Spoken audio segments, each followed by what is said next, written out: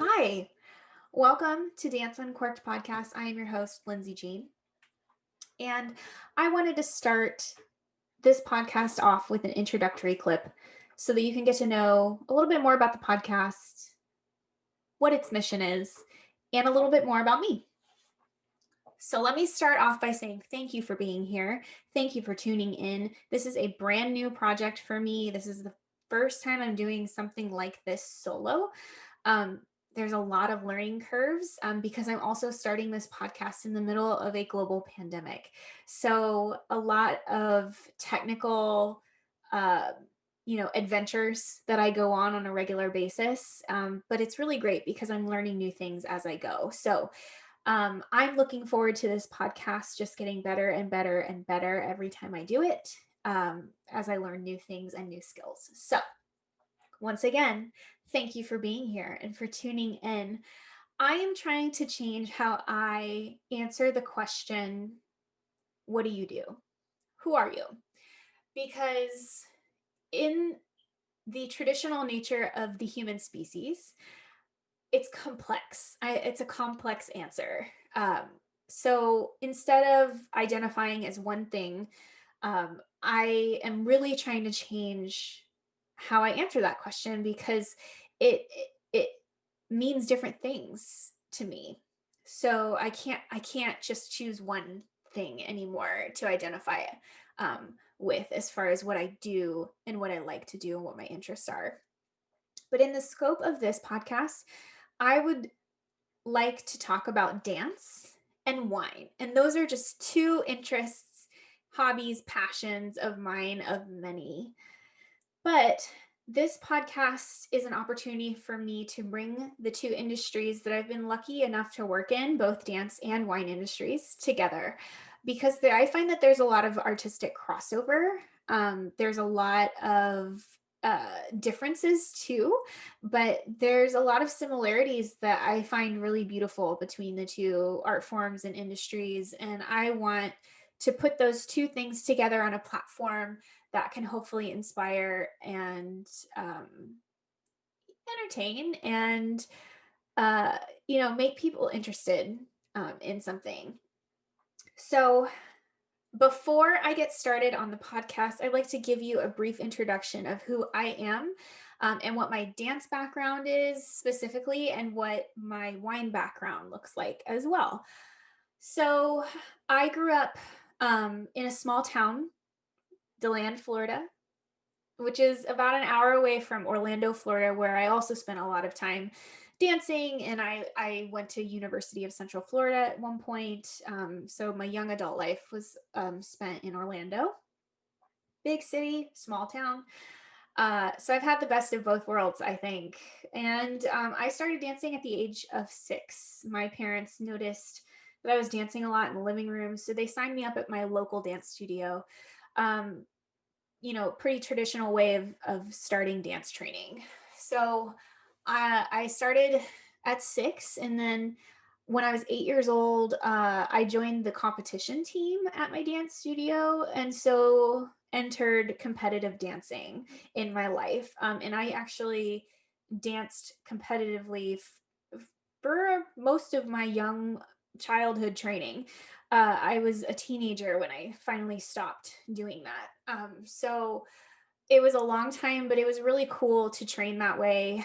I had a lot of opportunities to train with different kinds of instructors, and I saw, a lot of different types of dancers from all over the place. We would travel around the country to go to different competitions and conventions, and I learned a lot of things from that kind of training. There are some other things that I learned from that training, but that is an episode in and of itself, so stay tuned. And so I did that for a while. And my training consists of a lot of different styles, everything from ballet to salsa dancing, mambo. And it's a wide variety of training. And I think that's because, it's pretty common, especially in that area of Florida, because we are surrounded by things like Disney and Universal and theme parks and convention centers and entertainment venues that open up a lot of doors for dancers that want to enter the industry or make a career out of it outside of recreational use. So, um, it was just kind of natural that I would train in many, many different things. You want to be the person at the audition to say, yes, I can do that too. So that you kind of have a competitive upper hand at auditions. So it's been fun learning so many different styles of dance. And then I look forward to the many that I will learn in the future. It's limitless what you can learn as far as dance. I started auditioning for jobs at the age of 8. In those dance competitions and conventions, you can audition for things like scholarships. So that's kind of where it all started. Um, Learning how to build a competitive edge, how to stand out, how to, perform in a very certain way, how to understand rejection, how to deal with that rejection and process that as an 8-year-old. So that's kind of when it all started. I booked my first professional gig at like 10 years old. I'm pretty sure it was like a private convention, or I did remember doing commercials when I was younger. Um, I think I'm in a textbook somewhere. I took a photo for a textbook, things like that. Like just these kinds of one-off things that I was interested in, just dabbling my little tiny feet in the entertainment industry. Um, so that kind of was the beginning of my professional career as a dancer. Recreationally, I danced in high school and middle school, and in college as well during when I was getting my bachelor's degree. Um, and then also during that time in college, I started teaching at the age of 18. So, um, dancing professionally and performing was one side of what I did with my art and how I liked my art. And then I started entering the field of teaching and educating at a local dance studio in Orlando, Spotlight Dance Center. It's still there. It's been open for over 20 years now. And it's directed and run by Peter and Margaret Anthony, both dear friends and mentors of mine.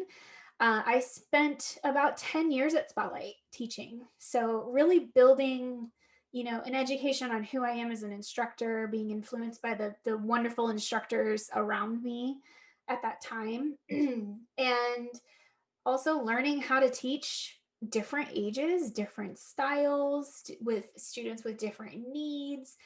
I really learned a lot in those 10 years, and I'm forever grateful for that time.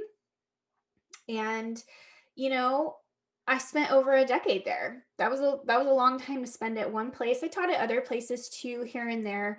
And while I was doing all of that teaching as a young adult, I was still professionally working at places like Walt Disney World. I worked at Nickelodeon Suite Hotel and Suites.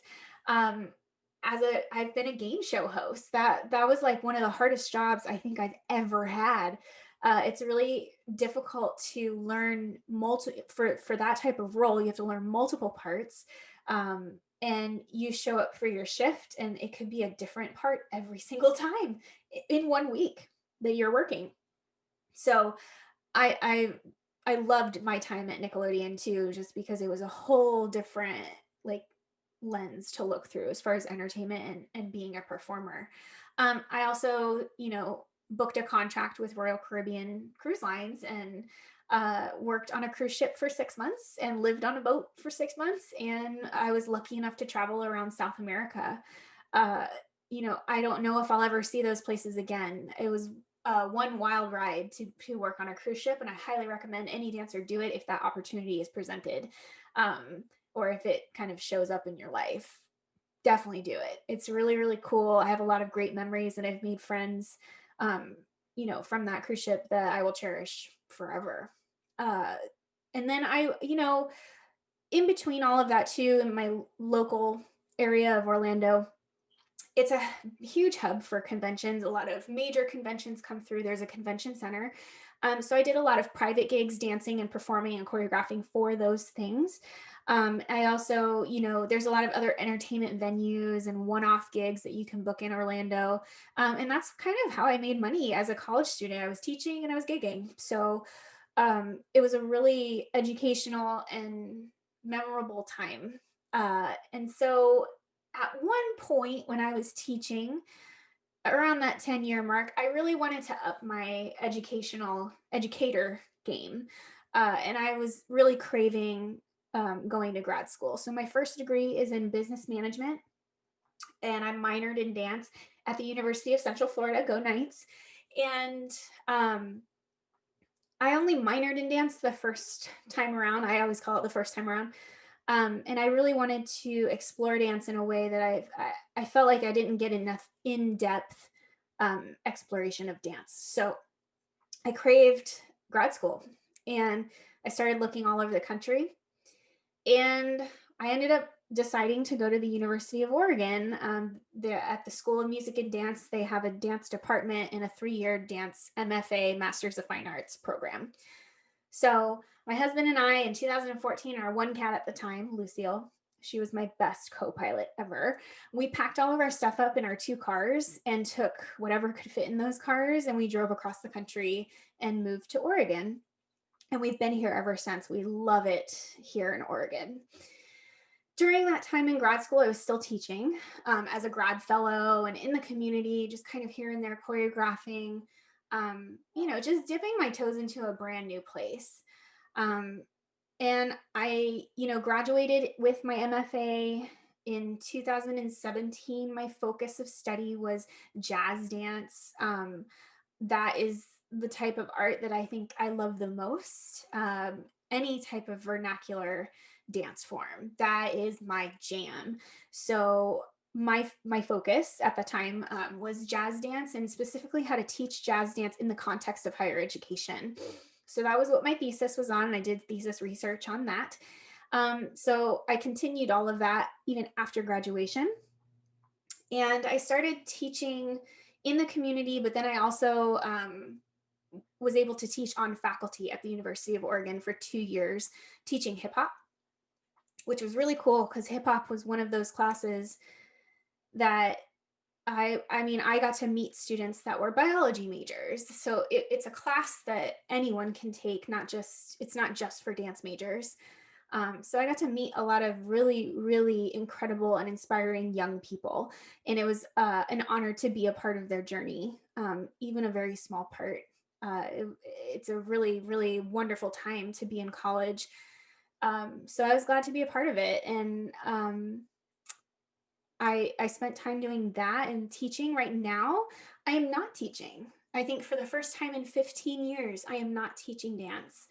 So my art form is shifting. It's taking new shape.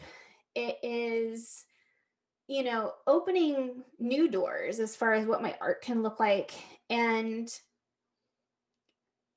here we are doing Dance Uncorked podcast. So I'm excited about this journey. I'm excited to see how this develops, what topics we explore, what wine we drink. That's always the best part. And, you know, just hopefully providing a platform where dance can be uncovered, and something that can help with these conversations that we have here, can help push dance forward progressively, in how we teach dance, do dance, choreograph dance, think about dance, perceive dance, all the things, right? So I want to just talk about dance and enjoy some wine while we do it. That is the simple definition of Dance Uncorked podcast, combining my 2 interests together into one. So a typical episode might look like some basic wine knowledge sharing. I am in no way an expert. I am not a sommelier. I've just been doing wine in the industry, and I've been working in the industry, but I'm very much an enthusiast. So a lot of the information you'll get here is basic knowledge, tasting notes, how to taste, what to pair it with if you're interested in that kind of stuff. How to like really see your wine as more than just an alcoholic beverage. That's what I'm interested in. How to learn to love wine, or how to learn to really unpack your wine too, and not just in the physical sense, but just really developing ways to research your wine too. In addition to the wine that will accompany, um, hopefully some deep conversations about dance. I am always up for a really in-depth conversation and artsy fartsy conversation about dance. So I'm, I'm open to different topics. I would love some feedback from my listeners. I have a full list of things that I'm interested in, but this is another important aspect of this podcast is the accessibility.